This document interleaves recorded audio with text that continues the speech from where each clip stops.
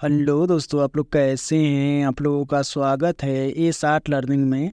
इस चैनल के माध्यम से आप लोगों को डेली डिक्टेशन और आउटलाइन दोनों प्रोवाइड किया जाता है। यदि इसका PDF चाहिए, डिक्टेशन का और आउटलाइन का, तो आप लोग हमारे टेलीग्राम चैनल से जुड़ सकते हैं, वहाँ से PDF ले सकते हैं। ये डिक्टेशन दैनिक जागरण से बोला जाएगा 3 अलग अलग स्पीड में। पहला स्पीड 70 का, और दूसरा 80 का, और तीसरा 90 का। तो स्टार्ट करते हैं। 70 वर्ड प्रति मिनट स्टार्ट होगा 5 सेकंड बाद। स्टार्ट। राहुल गांधी अपनी अमेरिका यात्रा के दौरान लगातार ऐसा कुछ कह या कर रहे हैं जो विवाद का विषय बन रहा है। पहले उन्होंने बेरोजगारी का सवाल उठाकर भारत के मुकाबले चीन की स्थिति बेहतर बताई, फिर यह कहकर हंगामा खड़ा कर दिया कि भारत में लड़ाई इसकी है कि सिख पगड़ी धारण कर सकते हैं या नहीं।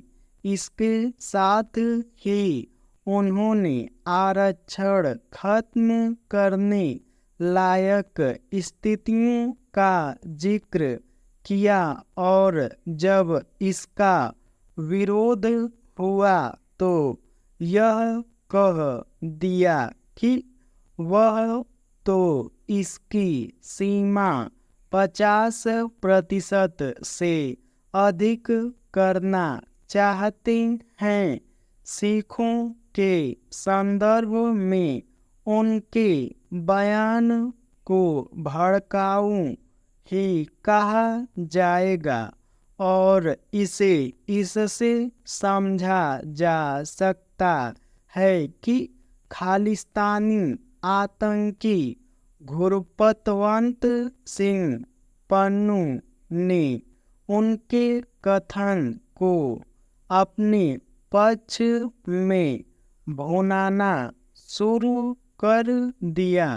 राहुल का यह कहना भी भड़काऊ ही था कि भारत में अन्य भारतीय भाषाओं और उनकी संस्कृति को हिंदी के मुकाबले कमतर बताया जा रहा है।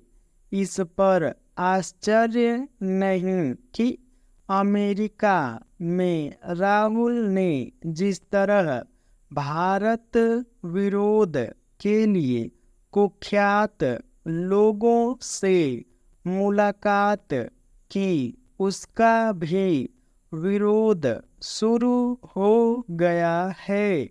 इस सब से वह किस तरह बेपरवाह हैं, इसका पता इससे चलता है कि अब उन्होंने अपने इस पुराने बयान को दोहरा दिया कि प्रधानमंत्री मोदी 4000 वर्ग किमी क्षेत्र पर कब्जा किए चीन से नहीं निपट पाए।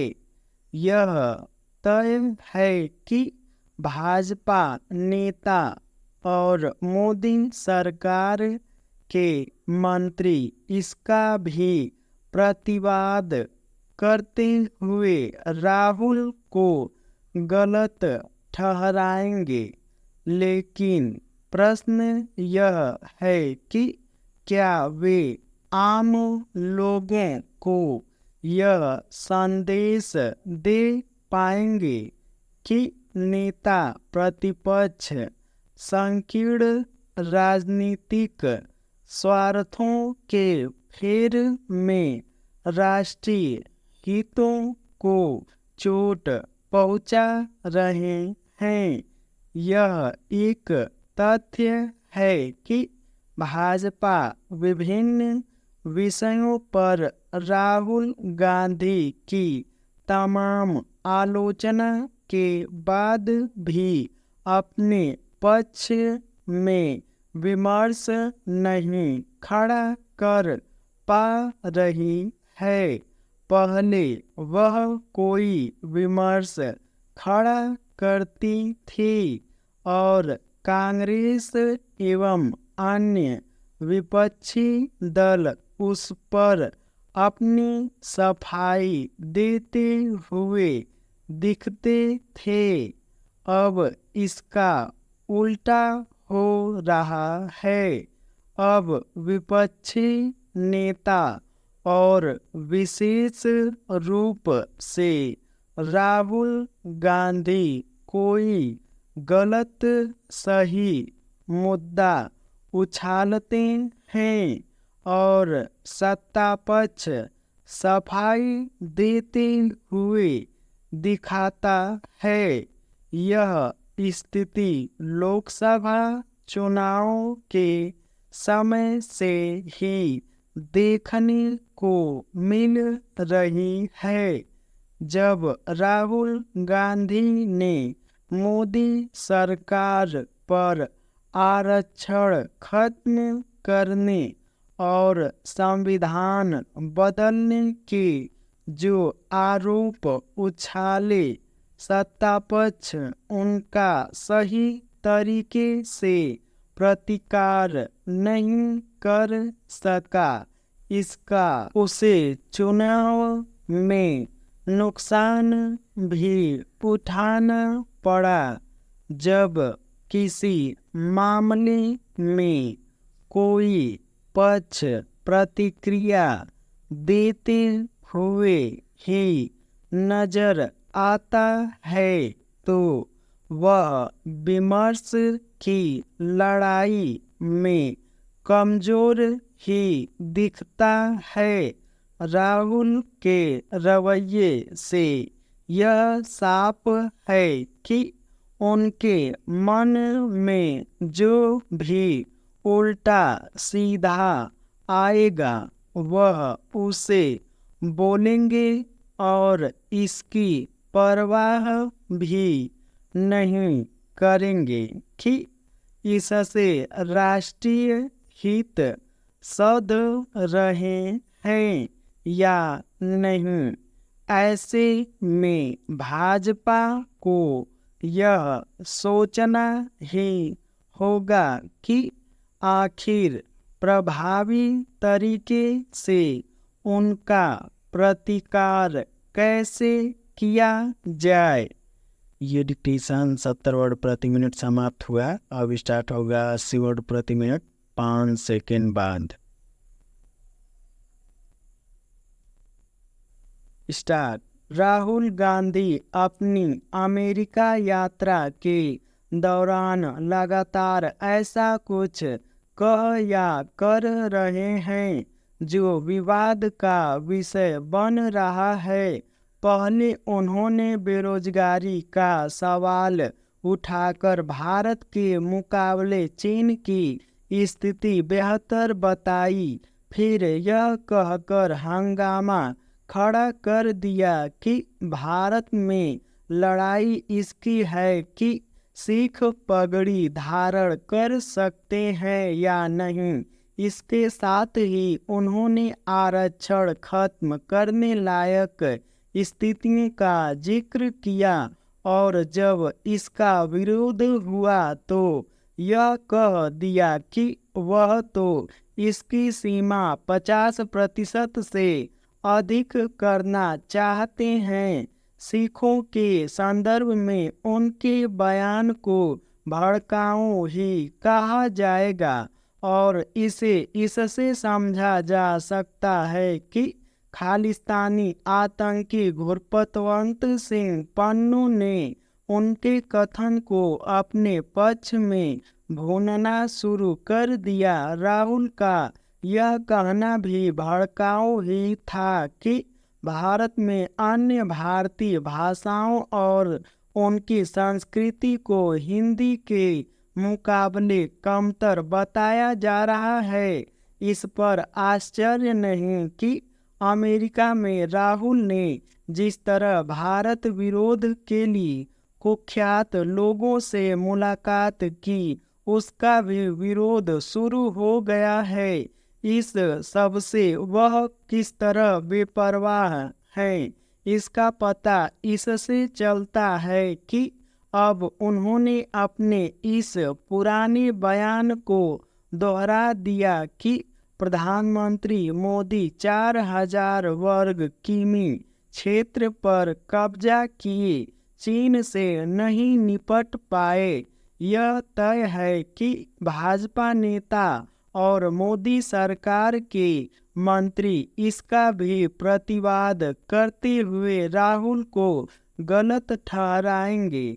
लेकिन यह प्रश्न सही है कि क्या वे आम लोगों को यह संदेश दे पाएंगे कि नेता प्रतिपक्ष संकीर्ण राजनीतिक स्वार्थों के फेर में राष्ट्रीय हितों को चोट पहुंचा रहे हैं। यह एक तथ्य है कि भाजपा विभिन्न विषयों पर राहुल गांधी की तमाम आलोचना के बाद भी अपने पक्ष में विमर्श नहीं खड़ा कर पा रही है। पहले वह कोई विमर्श खड़ा करती थी और कांग्रेस एवं अन्य विपक्षी दल उस पर अपनी सफाई देते हुए दिखते थे। अब इसका उल्टा हो रहा है। अब विपक्षी नेता और विशेष रूप से राहुल गांधी कोई गलत सही मुद्दा उछालते हैं और सत्ता पक्ष सफाई देते हुए दिखता है। यह स्थिति लोकसभा चुनाव के समय से ही देखने को मिल रही है। तब राहुल गांधी ने मोदी सरकार पर आरक्षण खत्म करने और संविधान बदलने के जो आरोप उछाले, सत्ता पक्ष उनका सही तरीके से प्रतिकार नहीं कर सका। इसका उसे चुनाव में नुकसान भी उठाना पड़ा। जब किसी मामले में कोई पक्ष प्रतिक्रिया देते हुए ही नजर आता है तो वह विमर्श की लड़ाई में कमजोर ही दिखता है।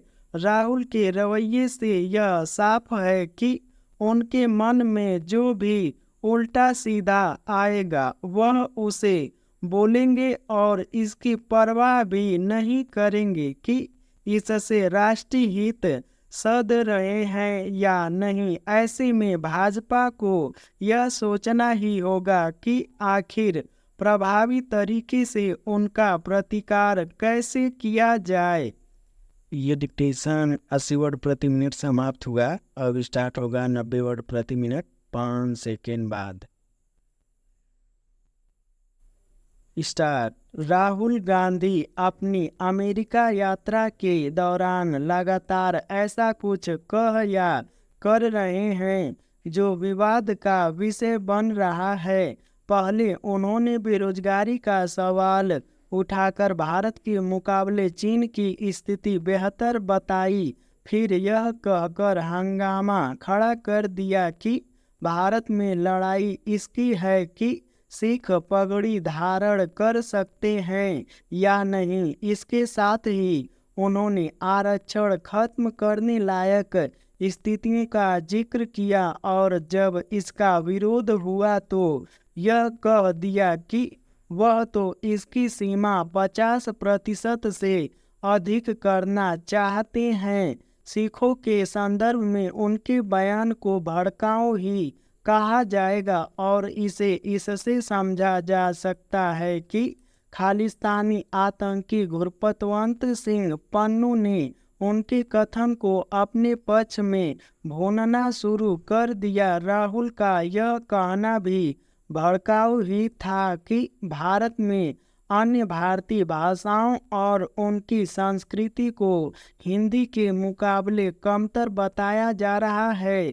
इस पर आश्चर्य नहीं कि अमेरिका में राहुल ने जिस तरह भारत विरोध के लिए कुख्यात लोगों से मुलाकात की, उसका भी विरोध शुरू हो गया है। इस सब से वह किस तरह बेपरवाह हैं, इसका पता इससे चलता है कि अब उन्होंने अपने इस पुराने बयान को दोहरा दिया कि प्रधानमंत्री मोदी 4000 वर्ग किमी क्षेत्र पर कब्जा किए चीन से नहीं निपट पाए।